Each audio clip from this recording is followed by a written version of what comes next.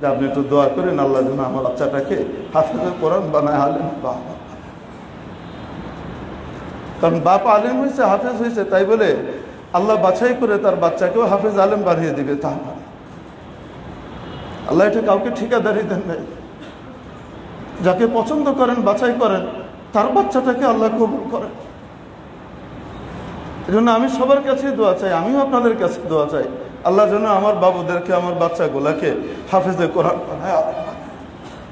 আপনাদের জন্য দোয়া করি যেন আল্লাহ তাআলা আপনাদের বাবুদেরকেও সেরাদের সেরা বানিয়ে দেন, দুনিয়াতেও এবং আখিরাতেও।